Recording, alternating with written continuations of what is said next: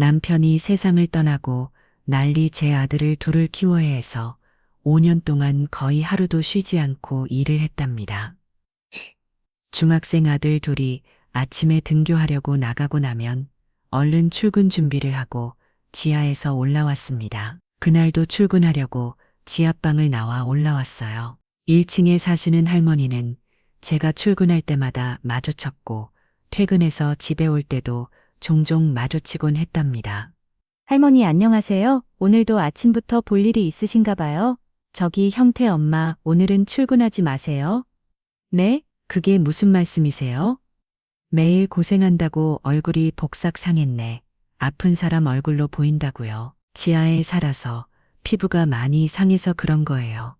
아픈 거 아니니까 괜찮습니다. 저는 그저 간단한 안부 인사를 하시는 줄 알고 고맙게 생각하며 지나치려 했는데 할머니께서 제 팔을 붙잡으며 출근하지 말라고 하셨어요. 형태 엄마, 오늘 출근하지 말라니까요. 나 그냥 하는 소리 아니에요. 몸이 안 좋아 보여요. 하루 쉬어요. 할머니 제 마음대로 쉴 수 없어요. 식당에 허락받고 쉬어야 한다고요. 내가 방금 형태 엄마가 오전부터 오후까지라는 국밥집이랑 오후부터 밤까지라는 고깃집 사장이랑 연락했어요. 근데 할머니가 왜요? 사장님들이랑 친분 있는 건 아는데 제 출근 가지고 이렇게 나서는 건 정말 아닌 것 같아요. 이 노인네 부탁이니까 딱 하루만 푹 쉬어요. 이상하게 생각하지 말고 그냥 들어가서 푹 쉬어요. 허서요. 정말 이상했습니다. 평소 1층에 홀로 사시는 할머니는 자주 저에게 먹거리를 주시기도 했고 당신한테 많이 남는다며 마트 상품권도 자주 주셨어요. 그런데 이번에는 일을 나가지 말라면서 사장님들께 연락까지 하셨다며 도로 집에 내려가서 쉬라고 하시는 겁니다. 형태 엄마, 내 느낌이 좋지 않아서 그래요. 그러니까 오늘은 집에 가서 쉬어요. 그리고 이거 백화점 상품권인데 받아요. 선물로 많이 들어와서 형태 엄마한테 나눠주는 거야. 애들이랑 백화점 가서 옷도 사입고 맛있는 것도 먹어요. 할머니 저한테 왜 이렇게 잘해주세요? 현금만 안 주실 뿐이지 그동안 마트 상품권에 비싼 음식도 많이 가져다 주셨잖아요. 그런데 이번에는 백화점 상품권이라며 너무 과해요. 과하긴 뭐가 과해요. 별거 아니니까 백화점 가서 쇼핑도 하고 머리도 식히고 와요. 할머니, 제가 불쌍해서 그러시나요? 불쌍하다니 절대로 그런 거 아니에요. 열심히 사는 사람이니까 나눠주는 거예요. 애들도 예의 바르고 착하고 예쁘고 아무튼 오늘은 푹 쉬고 백화점을 가든 산책을 가든지 해요. 일은 나가지 말라고요. 이 노인 내 부탁이니까 들어줘요. 알았죠? 1층 집 할머니는 제가 정말 걱정되어 쉬라고 하시는 것 같았습니다. 어떻게 해야 하나 고민하고 있는데 그 순간 제 코에서 쿠피가 뚝뚝 떨어지더군요. 어머, 뭐 쿠피 나네 이리 와서 고개 숙여봐요. 나한테 손수건이 있으니까 딱 되라고요. 갑자기 쿠피가 왜 나는지 모르겠네요. 모르긴 뭘 몰라요. 밀같이 과로하니까 몸이 버티지 못해서 그러는 거지. 여하튼 내 말대로 들어가서 푹 쉬어요. 할머니는 제 코피를 손수건으로 조심스레 닦아주시고 휴지를 말아 코 속에 틀어막아 주신 뒤 저를 내려보내셨답니다. 이미 사장님들께 연락을 해두셨다고 하니 제가 할 수 있는 일이라고는 그저 순순히 쉬는 것밖에 없었습니다. 그래서 혹시나는 마음에 핸드폰으로 국밥집 사장님과 고깃집 사장님께 다시 한번 확인 전화를 드려봤더니 푹 쉬라고 일러두셨다고요. 예전부터 할머니와 친분이 있는 데다 그분이 하루만 쉬게 해달라고 부탁하셨다니 두 사장님 모두 군소리 없이 그러라고 하셨답니다. 할머니는 볼일을 보러 나가셨고 저는 지하방으로 들어가 바닥에 털썩 앉았습니다. 지온전 힘이 악에 들어오는 햇빛을 머그니 바라보며 아무 생각 없이 한참을 그렇게 시간을 흘려보냈어요. 그러다 저도 모르게 스르르 잠이 들었고 한참 뒤 오후가 되어서야 눈을 떴습니다. 그런데 스스로 깨어난 게 아니라 핸드폰 벨소리에 눈을 뜯게 된 거예요. 여보세요? 사장님? 국밥집 사장님은 기침을 연달하며 숨을 고르듯 말씀하셨습니다. 형태 엄마 오늘 안 나오기 참 잘했네. 왜 그러세요? 어디 안 좋으세요? 우리 식당에 가스가 됐나 봐. 네, 손님들이 이상한 냄새 난다고 해서 살펴봤더니 주방에서 가스가 쓰더라고. 그래서 손님들 다 안 해보내고 지금 사람 불러서 수리 중이야. 저런 큰일 날 뻔했네요. 불은 안 한 거죠? 다행히 불도 안 났고 가순을 초반에 알아차려서 신고를 바로 했어. 그런데 술이 아는데 이틀 걸린다니까 물에까지 쉬라고 전화한 거야. 아이고, 괜히 죄송하네요. 제가 출근했더라면 막을 수 있었지 않았을까 싶어요. 형태 엄마가 왔어도 똑같아. 아무튼 물에까지 푹 쉬어. 정말 이상한 일이었어요. 1층 할머니가 아침부터 일 나가지 말라고 말리시더니 점심 무렵에는 식당에서 가슴 노출 사고가 터진 겁니다. 그저 우연이라기엔 너무도 기묘하고 선득한 타이밍이었어요. 저는 혹시나는 마음에 고깃집 사장님께도 전화를 걸어봤습니다. 고깃집에는 다행히 아무 일도 없었고 저 말고도 일하는 아주머니가 계셔서 걱정 말고 싫으며 웃으시더군요. 안도의 한숨을 쉬고 전화를 끊은 뒤 저는 다시 지하 방 안으로 들어와 한 줄기 빛이 바닥에 머무는 모습을 가만히 바라보다가 또 다시 아무런 생각 없이 멍하니 있다가 결국엔 다시 잠에 빠져들고 말았습니다. 오후 4시쯤에 잠에서 깨어났는데 피로는 여전히 심해서 눈꺼풀이 잘 떠지지 않았어요. 오랜만에 긴장이 풀려서 그런지 몸을 제 마음대로 움직일 수가 없더라고요. 그런데 마침 둘째 아들이 학원에 가기 전에 집에 들었는데 저를 보고 깜짝 놀라 흔들어 깨웠습니다. 어머, 어디 아픈 거야? 눈 좀 떠봐. 형식이구나. 학교 끝났어? 어머, 어디 아파서 이러고 있던 거야? 안 세게 안 좋아 보여? 아니야, 오늘 하루 쉬는 날이라서 잠 좀 잤어. 어머가 쉬었다고? 형이랑 내가 그렇게 쉬라고 해도 안 쉬던 분이 얼마나 몸이 안 좋았으면 스스로 쉬는 거야. 어머 병원 가자. 어서 일어나. 그치? 아니라니까. 그냥 하루 쉬는 거야. 형씨가 너 논술하고 온 거야? 지 어서 준비해. 엄마가 간식 챙겨줄게. 제 두 아들은 참 똑똑하고 영리해서 공부도 고잘했어요. 가정 형편을 고려한 두 아들은 학원은 절대로 다니지 않겠다고 했지만 제가 욕심을 부려 등록을 시켰고 매일같이 식당에 나가 번 돈으로 두 아들을 뒷바라지했답니다. 제가 늘 생생하게 일하고 오고 쉬는 날 없이 돌아다녔으니 둘째 아들이 걱정할 만도 했지요. 여장부처럼 살던 제가 하루 종일 집에서 잠만 자고 있으니 많이 놀랐던 것 같습니다. 저는 괜찮다고 정말 아무 일 아니라면 웃어 보이고는 주방으로 가 깜수불을 켜고 토스트를 구웠습니다. 형씨가 토스트 먹어. 그리고 오늘 논술하고 온 끝나면 네 형하고 나댁 가서 조금 기다리고 있어. 엄마랑 백화점 가자. 백화점? 엄마 무슨 일 있는 거야? 아니라니까 왜 엄마가 집에서 쉬고 백화점 가자니까 이상하니? 우리 집 형편에 백화점이라는 말이 좀 낯설어서 그래. 그리고 나랑 형 학원비 때문에 엄마가 고생하는 거 다 알고 있단 말이야. 그런데 무슨 돈으로 백화점을 가? 엄마 우리 필요한 거 없으니까 백화점은 엄마 필요한 옷이나 사러 가요. 너희가 돈 걱정할 필요도 없고 그럴 나이도 아니야. 엄마가 해주는 것만 잘 받으면 돼. 아무튼 오늘은 엄마랑 백화점도 가고 외식도 하자. 엄마, 진짜 무슨 일 있는 거 아니야? 혹시 어디 크게 아픈 건 아니지? 엄마 안 아파. 아주 멀쩡하고 컨디션도 좋아. 해업 다행이고 나하고 온 거 볼게. 이따가 형하고 납해서 봐요. 그래. 사고 싶은 거 있으면 미리 생각해도. 저는 1층 할머니가 주신 백화점 상품권을 만지작거리며 휘핑할 생각에 괜히 들떠 있었습니다. 이제는 잠도 다 잔 것 같아 텔레비전을 들었고 좋아하던 트로트 가수가 나오는 재방송을 보며 노래도 따라 부르고 실컷 갈가로 섰죠. 시간이 흘러 저녁 6시 그 나들에 하거나 부로 향했습니다. 아들 둘이 나란히 서서 저를 향해 손을 흔들 모습을 보니 괜히 울컥하더군요. 마음이 참 따뜻해졌습니다. 저는 주영이 혼잣말을 했어요. 벌써 다 컸네. 똑똑하고 잘생기고 키도 크고 몇 년만 더 고생하면 우리 아들들 장성해서 애인도 사귀고 결혼도 하겠지? 남편이 살아서 이 모습을 봤더라면 얼마나 좋았을까. 저는 두 아들을 향해 크게 손을 흔들었고 곧 가까워졌습니다. 큰 아들이 밝은 얼굴로 말했어요.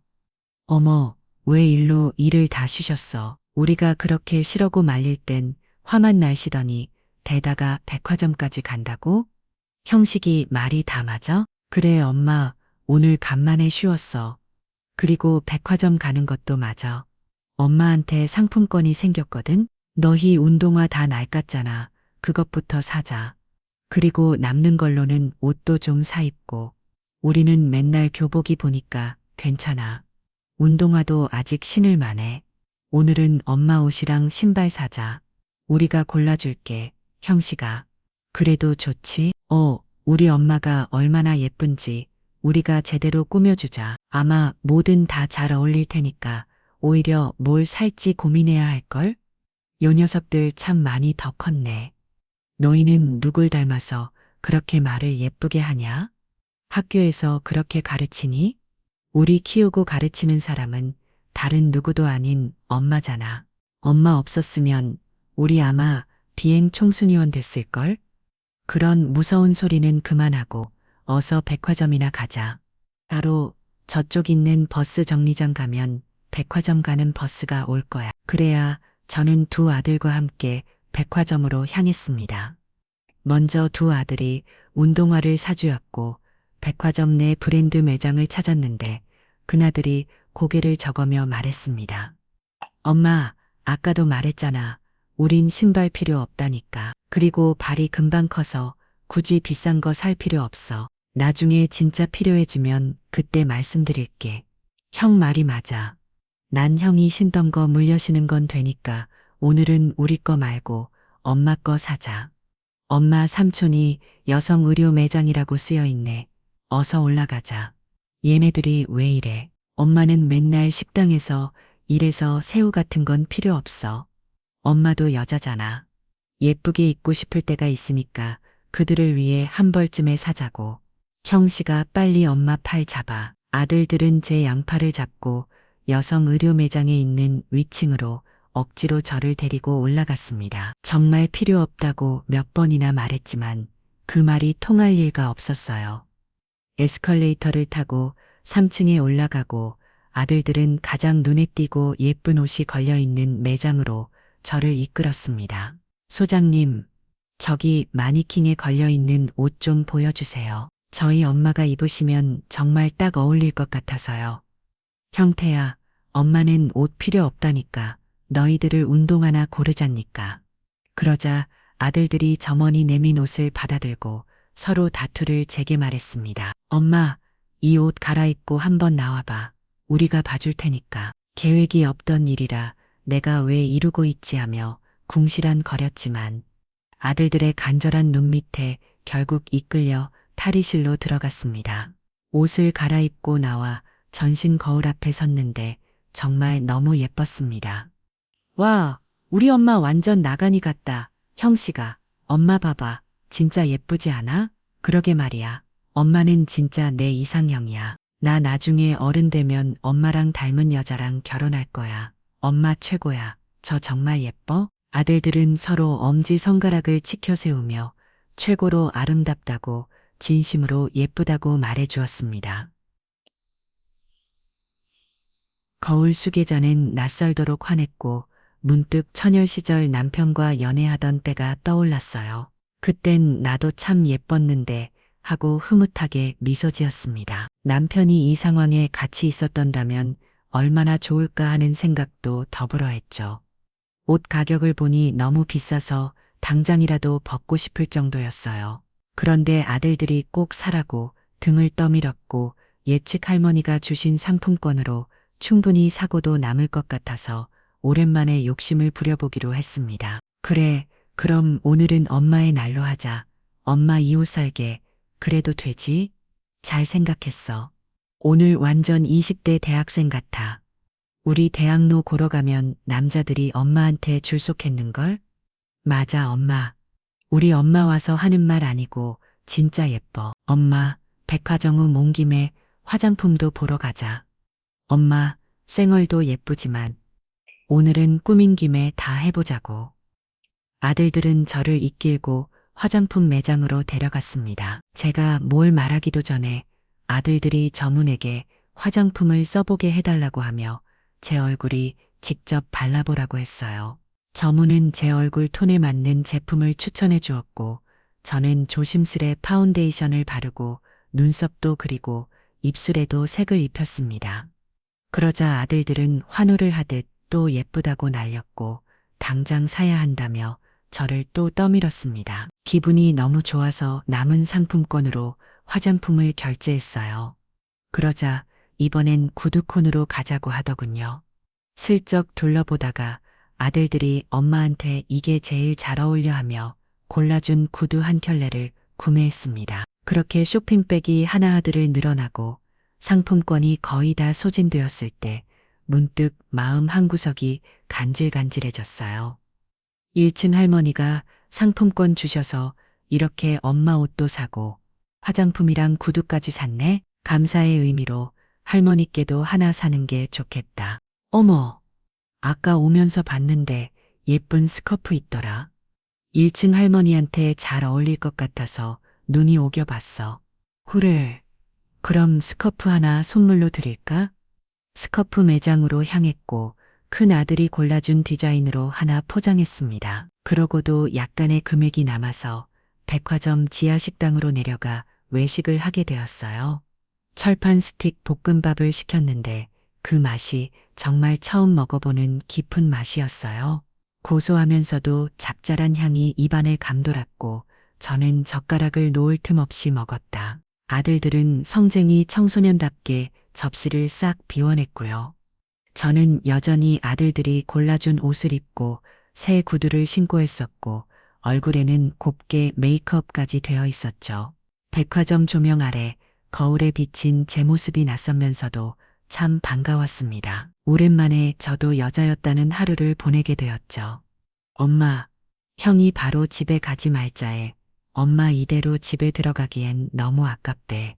내 생각도 같고 벌써 8시인데 너희 내일 학교 가려면 일찍 들어가야지.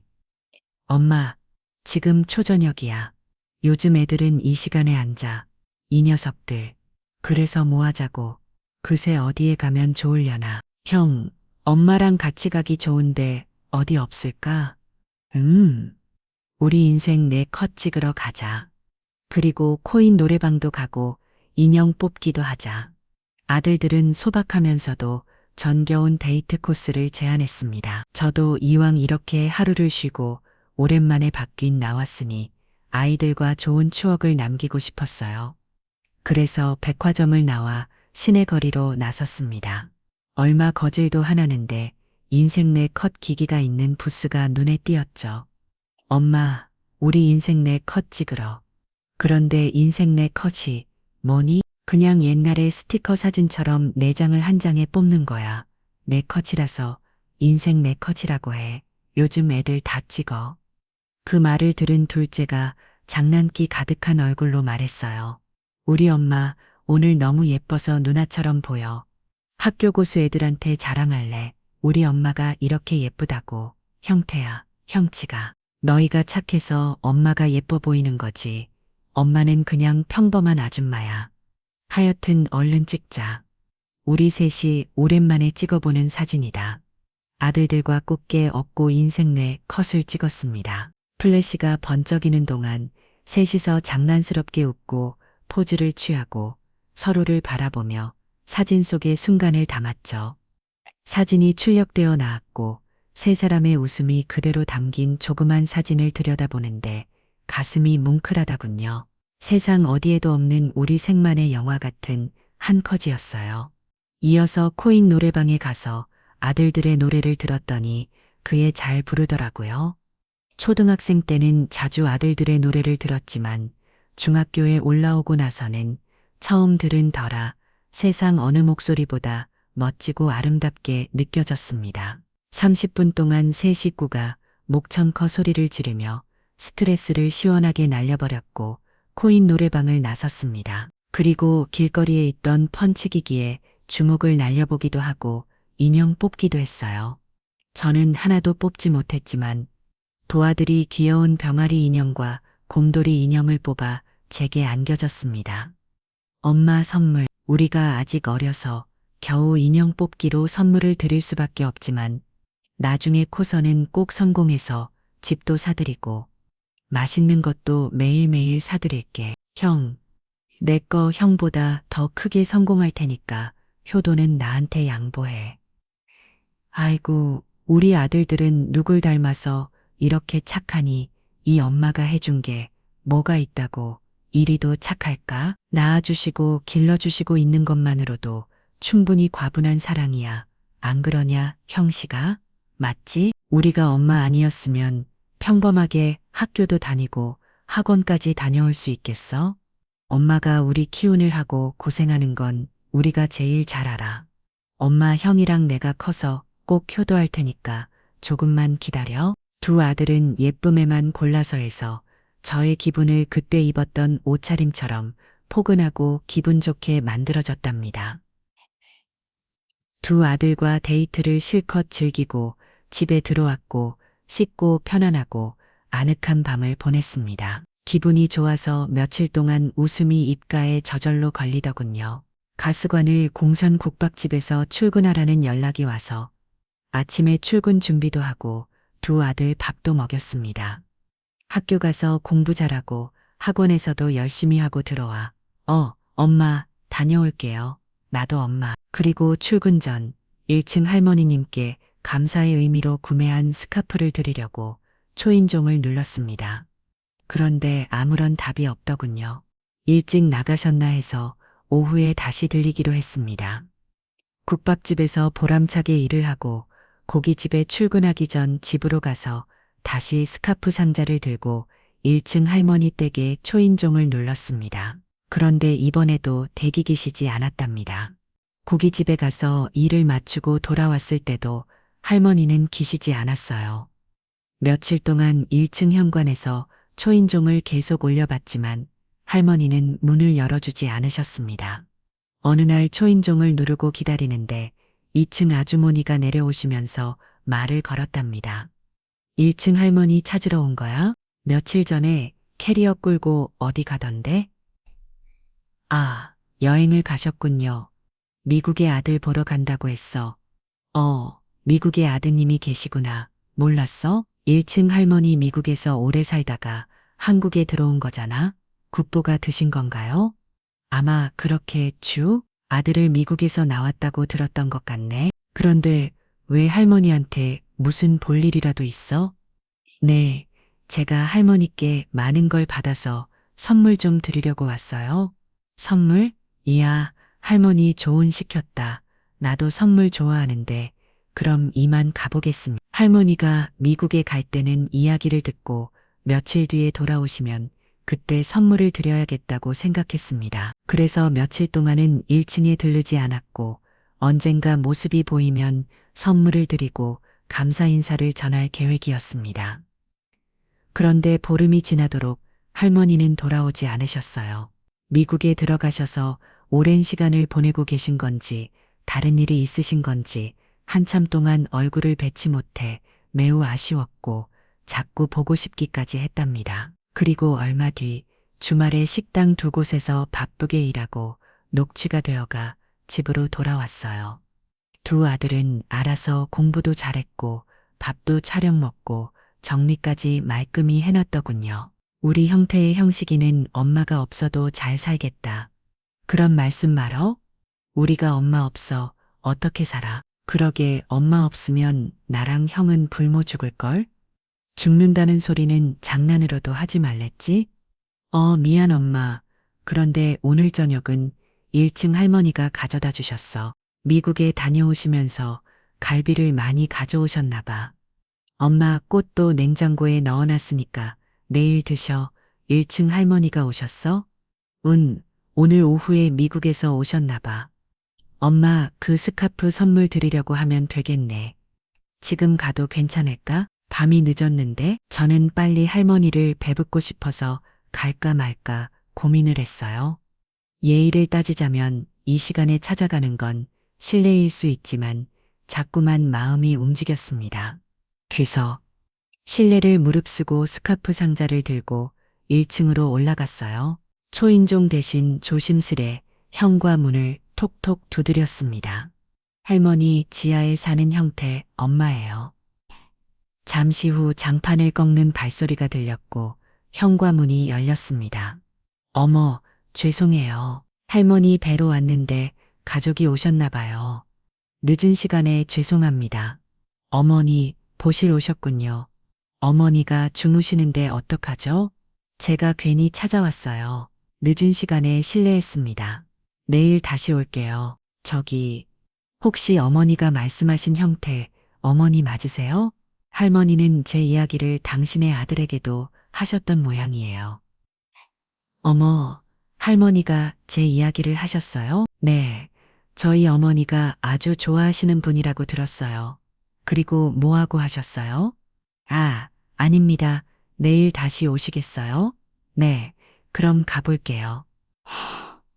괜히 늦은 밤에 찾아갔다가 오색하게 할머니 아들님과 마주치고 내려왔답니다. 다음 날 아침 할머니를 마주칠 거란 생각하고 선물을 들고 올라갔어요. 그런데 도저히 초온정을 올릴 용기가 나지 않더라고요.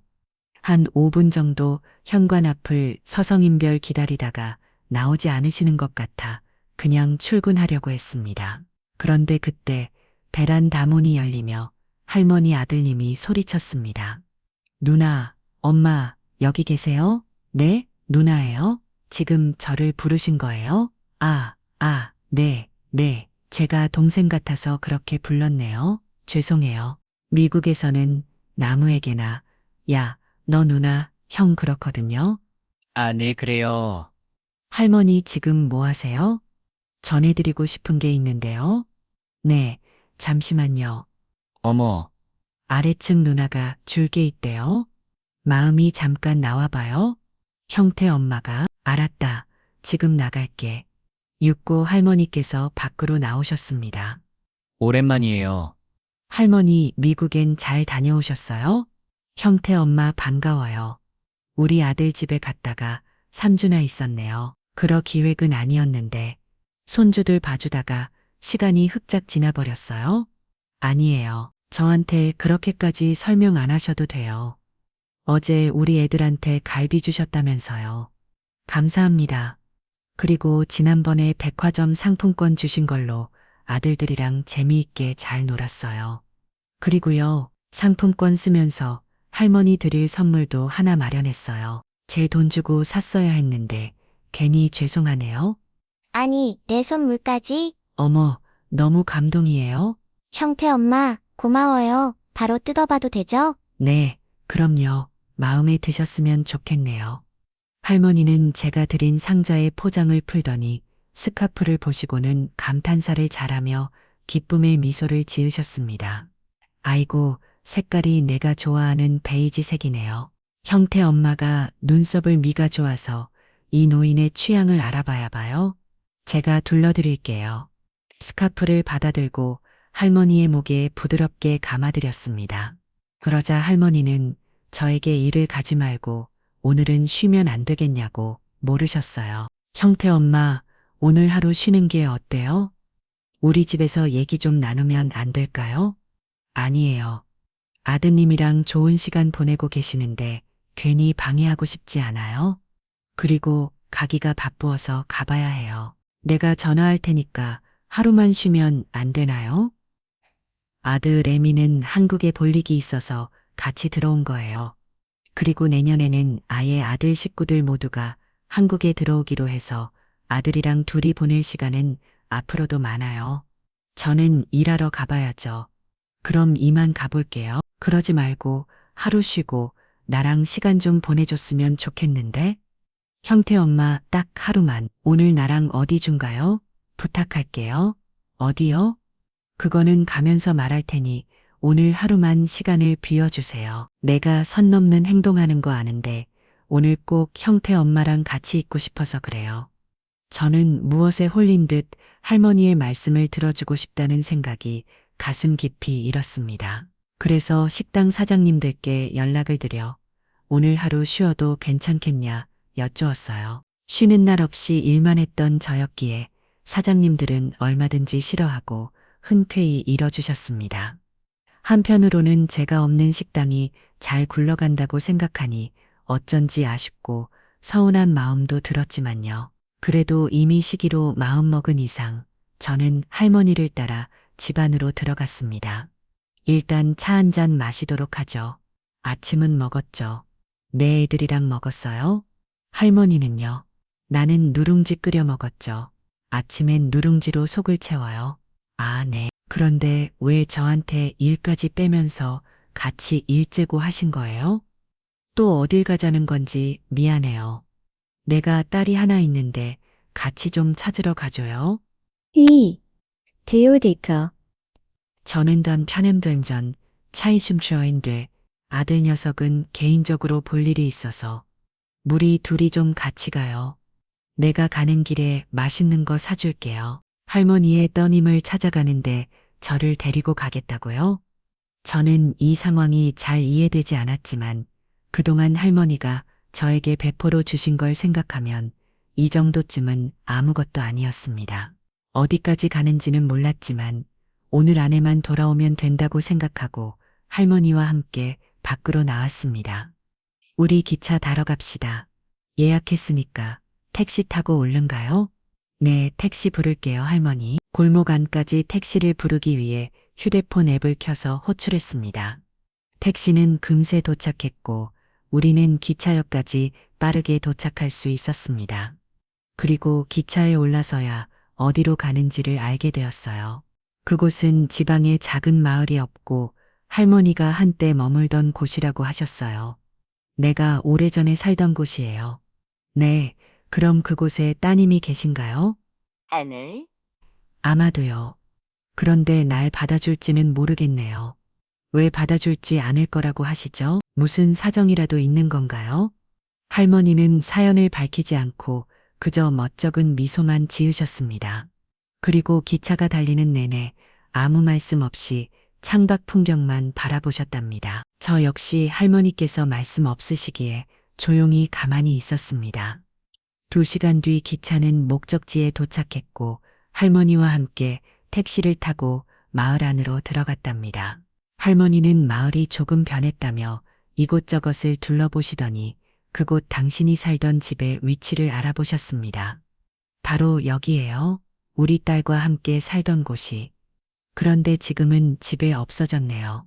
따님이 다른 곳으로 이사하신 것 같은데요. 연락을 해보시지 그러세요.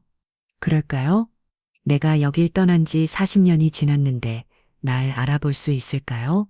그 말씀을 듣는 순간 할머니에게 아주 깊은 사연이 있다는 걸 느낄 수 있었고 표정도 많이 슬퍼 보셨습니다. 할머니의 오래전에 따님과 헤어지신 거예요. 그래서 지금 어디 계신지도 모르시는 거고요.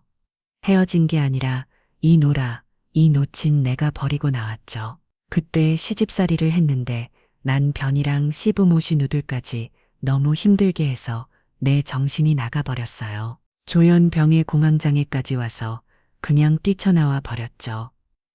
그렇게 힘든 일이 있으셨군요. 그래서 따님을 두고 떠나신 거예요. 네, 맞아요. 그 아이가 3살 때였죠.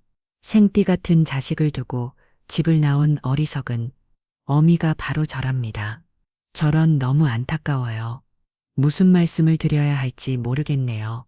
형태 엄마, 내가 아직도 누군지 모르겠어요. 할머니는 40년 전 살던 집터에 조용히 있어서 제 얼굴을 가만히 바라보셨습니다. 그 순간 눈빛에 홀린 듯 제 심장이 두근거리기 시작했어요. 할머니의 제가 왜 할머니를 모르겠어요. 할머니는 저희 집 위층에 사시는 분이잖아요. 저희 셋이 구했기 늘 친절하시고 과분한 선물도 자주 주신 감사한 분이죠. 그거 말고 날 기억하지 못해요. 김진 씨. 지은아 나와니 아빠랑 여기서 셋이 살던 때가 하나도 기억이 안 나니 지금도 생각나는 게 없어. 저는 그 말을 듣고 기절을 뻔했습니다. 그동안 고마워했던 할머니가 제 어머니라고 말씀하시는데 도무지 이해되지도 기억나지도 않았습니다. 할머니는 제 표정을 살필더니 다시 물으셨어요. 지은아, 이 엄마가 널 버리고 나갔던 이유는 아니다. 어떤 이유로 널 버리고 떠나서는 안 됐어. 미안하다. 할머니 무슨 말씀인지 모르겠어요. 저는 어머니가 안 되세요. 아주 어릴 때 돌아가셨다고요. 어떻게 돌아가셨는데? 그건 아빠한테 들었어요. 몸이 안 좋아서 돌아가셨다고요. 그게 다야. 사진은 있니? 모친의 사진을 본 적은 있어? 아니요. 그래도 이건 아니죠. 할머니가 제 친어머니라뇨. 뭔가 오해를 하신 것 같아요. 제 기억에는 어머니에 대한 추억이 하나도 없고 할머니가 누군지도 모른다고요. 저는 당황해서 횡설수설하듯 그렇게 말했습니다. 그러자 할머니는 조심스럽게 주머니에서 날 끈 사진 한 장을 꺼낸 이유로 보내셨습니다. 사진 속에 3살짜리 꼬마가 절하면서 손가락으로 가리키며 말씀하셨어요. 이때가 너를 버리고 떠나게 2달 전이었던 것 같구나. 이 꼬마가 너인 건 알아보겠지? 저는 사진을 건네받고 2 손을 덜덜 얽습니다. 어릴 적 사진이 몇 장 있어서 사진 속 꼬마가 분명 저라는 걸 알 수 있었어요. 하지만 아무리 기억을 들은 것 같고 주어짜도 할머니와의 추억은 단 하나도 떠오르지 않았습니다. 이 꼬마 저 맞아요. 그 옆에 있는 젊은 나는 알아보지 못하겠니? 아, 네. 기억이 나지 않아요? 할머니가 맞는 것 같긴 한데 저와 함께 사진을 찍은 이유조차 기억이 나지 않아요? 그 말을 듣고 할머니는 무너진 듯 자신의 살던 집이 있던 공터에 무릎을 꿇고 주저앉으셨습니다. 그리고 흐름기며 2 손을 제기피리며 오셨습니다. 제이다, 난이 엄마야. 40년 전에 널 버린 모지애미야. 그때 너무 힘들고 정신도 온전지 못해서 그냥 도망쳐버렸어. 병명처럼 들리겠지만 시부모와 시누이들, 그리고 난 편까지 매일같이 날 끌어뼈고 무너뜨렸어. 그 사람들이 너무 무서워서 결국 미국까지 도망을 간 거야. 거기서 40년을 살아왔어.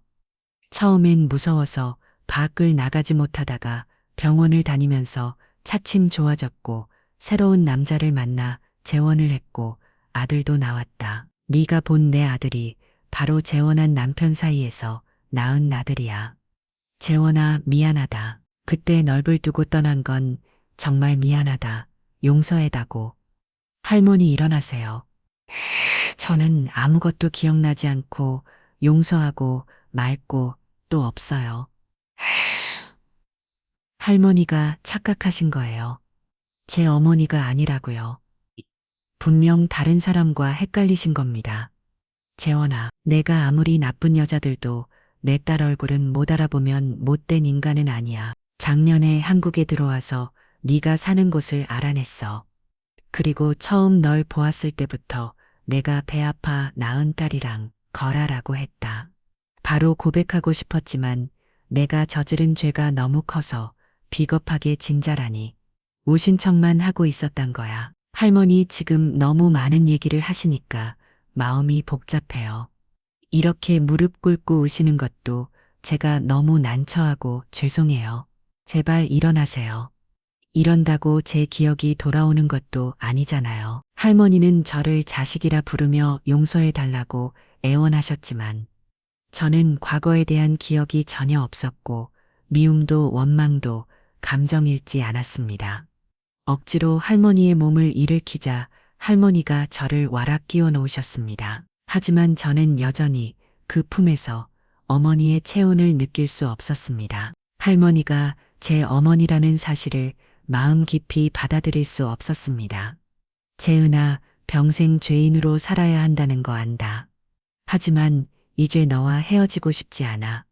나의 오미로 받아주면 안 되겠니? 할머니 그만 좀 놔주세요. 제가 확실한 딸이 맞는지 유전자 검사를 또 받아봐요. 그건 하나만 아야. 내가 사진도 보여주고 내 죄도 고백했잖아. 그래도 확실히 알고 싶어서요. 전 할머니가 제 어머니라는 걸 도무지 모르겠어요. 3살 때도 막 나왔으니 모를 만도 하지. 그래 내가 섣불리 행동했구나. 정말 미안하다.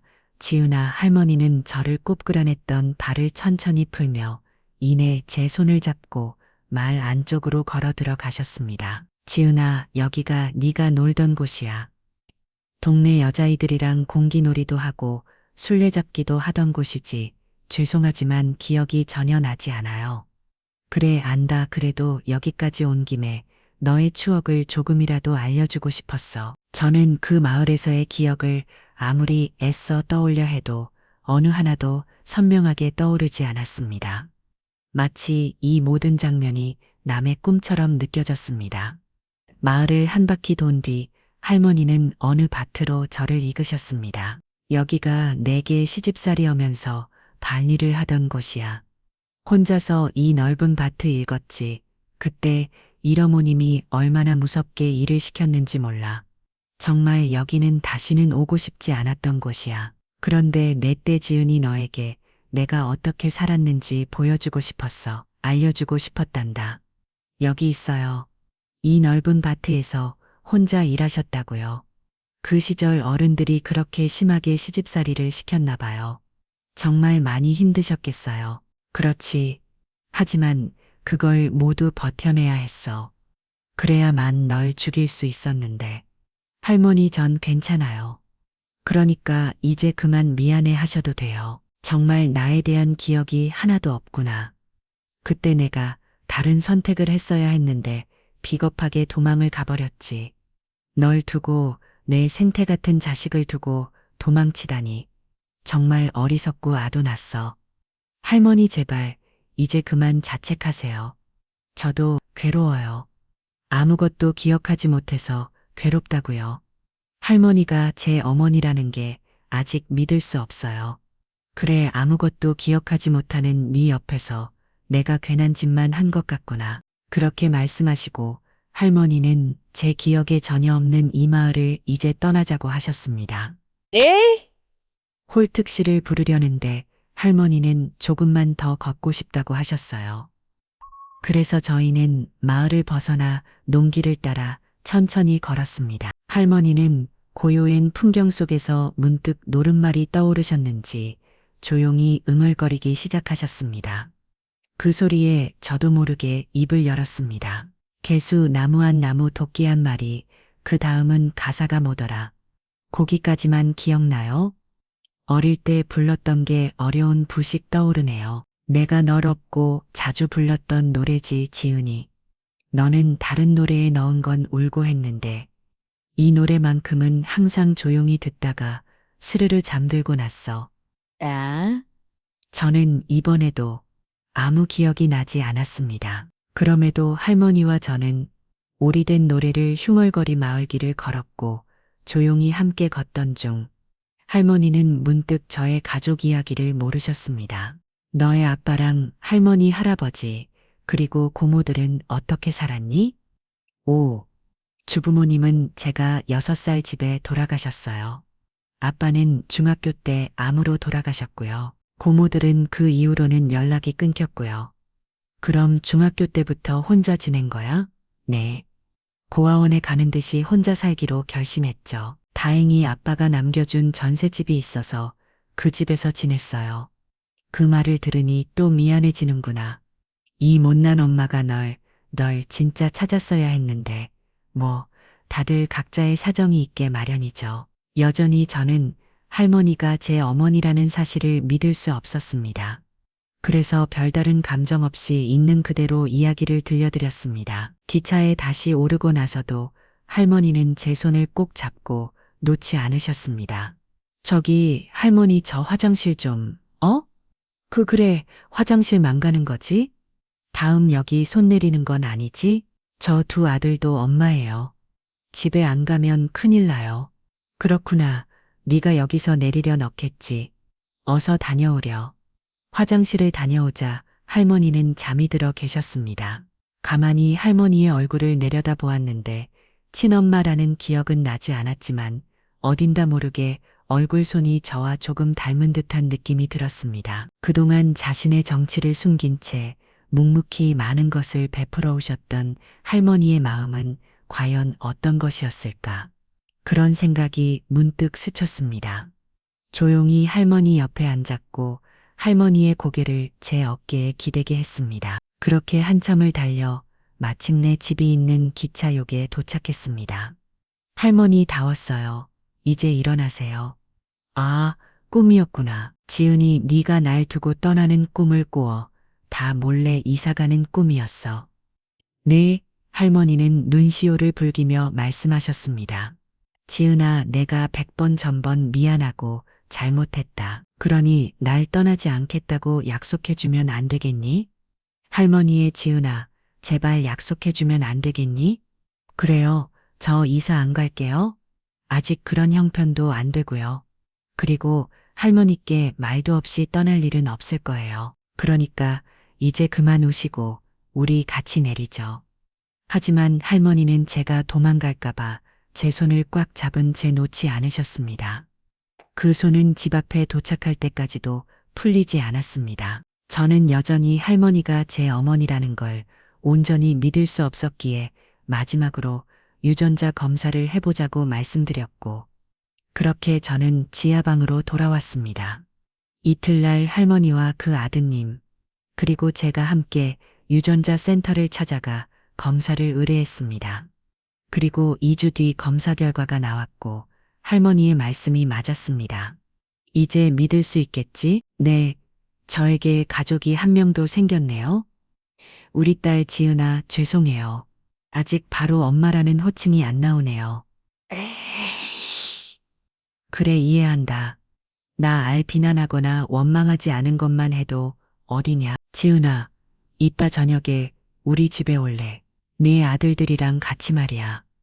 아이들한테 먼저 물어보고요. 그래, 그럼 기다리고 있을 테니 아이들로 이사 물어보고 연락해줘. 아이들이 학원을 마치고 저녁 무렵 집에 들어왔습니다. 저는 조심스러이 할머니에 대한 이야기를 꺼냈습니다.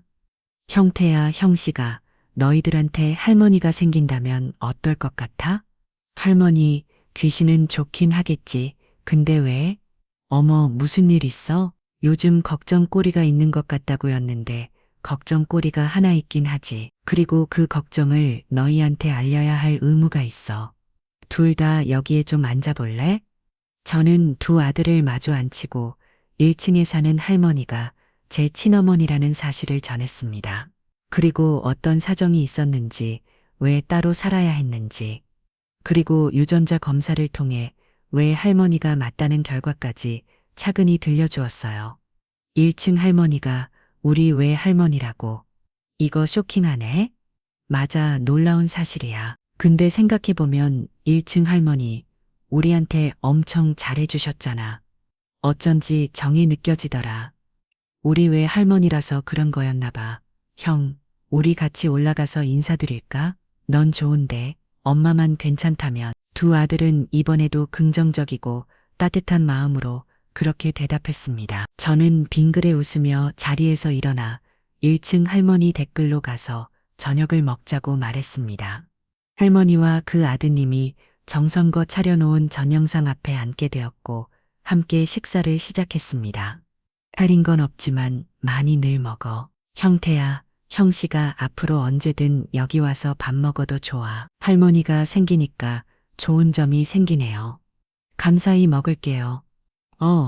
의상촌도 계셨었지? 삼촌, 잘 먹을게요. 저도 잘 먹을게요. 할머니, 의상촌, 너희들은 참 착하구나. 내가 왜 할머니라는 말을 듣고 놀라지 않은 거냐. 네, 가족이 생겨서 좋죠. 두 아들은 고기를 끄덕이며 해맑게 웃었습니다. 그 순간 저와 어머니의 눈이 마주쳤고 저는 조심스럽게 말을 꺼냈습니다. 엄마 식사하세요. 앞으로 자주 이렇게 함께 모여서 밥 먹으면 좋을 것 같아요. 뭐, 방금 뭐라고 그랬냐? 엄마? 네, 사정이 있으셨고 마음이 많이 아프셨다면서요. 그때는 떠나실 수밖에 없었던 거고요. 아무튼 이제 다시 만났으니까 엄마라고 불러야죠. 지, 누나 고맙다, 정말 고맙다. 어머니는 눈물을 흘리며 밥숟가락을 드셨고 식사를 마칠 때까지 흉 느낌을 멈추지 못하셨습니다. 그 모습을 본 두 아들은 재치 있는 말과 장난으로 어머니를 웃겨드리려 했었습니다. 할머니, 이거 좀 보세요. 이 감자전 한 입에 먹을게요. 저도요, 보세요, 할머니. 저희 홍제는 목성이 좋아서 앞으로 밥 많이 해주셔야 할 거예요. 할머니도 아시죠? 그래. 우리 손자들이 잘 먹는 걸 보니까 이 할머니 마음이 얼마나 기쁜지 몰라. 매일 밥 줄 테니 언제든 마음대로 드나들 거라. 어머니에 대한 기억은 없지만 지금 제 앞에 계시고 한결같이 따뜻한 마음으로 배 불어주시는 분이시기에 저는 기꺼이 좋은 마음으로 그 분을 가족으로 맞이하게 되었습니다. 무녀가 될 후 저는 다니던 식당 일을 모두 그만두었습니다. 어머니께서 지하방이 아닌 바로 옆집을 마련해 주셔서 햇빛이 잘 드는 집에서 지낼 수 있게 되었어요. 어머, 그래도 이런 계속 다니는 게 좋을 것 같은데요? 아니다. 이 엄마가 해줄 수 있는 건 다 해줘야지. 앞으로 고생 그만하고 편히 지내라. 그리고 네가 일했던 국밥집이랑 고깃집 말이야. 거기 건물들을 낼 거거든. 곧 2명의로 돌려주마. 네? 거기 건물이 엄마 거였어요? 네가 일하는 곳이라서 내가 욕심내서 매입했다. 그래서 사장님들이랑 그렇게 친하셨던 거군요. 너와 한결 음식 가까워지고 싶어서 그랬단다. 아무튼 이제 지훈이 너는 고생할 일 없어. 이 엄마가 못해준 거 다 해줄 테니 받기만 해. 이 모든 상황이 정말 꿈만 같았습니다. 어릴 적 기억이 전혀 없기에 어머니를 미워할 수도 버릴 수도 없었습니다. 그저 감사하게 받기로 마음먹었습니다. 두 아들을 생각하면 지금 어머니의 마음은 바다의 할 몫이기도 했으니까요. 지금도 어머니 옆집에서 지내며 많은 걸 받으며 살고 있습니다. 두 아들을 키우는데도 어머니가 큰 힘이 되어 주시고요. 남편이 세상을 떠나고 막막한 현실을 마주하며 사랑스러운 두 아들만 바라보며 버텼던 저에게 어머니가 생긴 이 사연, 이 집에서 마무리를 져야겠네요. 엄청난 사랑을 느끼는 건 아니지만 그래도 조용하고 평온한 하루하루를 보내고 있답니다. 흥미롭게 들어주셔도 좋고 아주 작은 감동이라도 전해졌다면 더 할 나위 없겠네요. 두 아들을 잘 키워 끝까지 좋은 엄마가 되도록 부끄럽지 않게 살아가겠습니다. 감사합니다.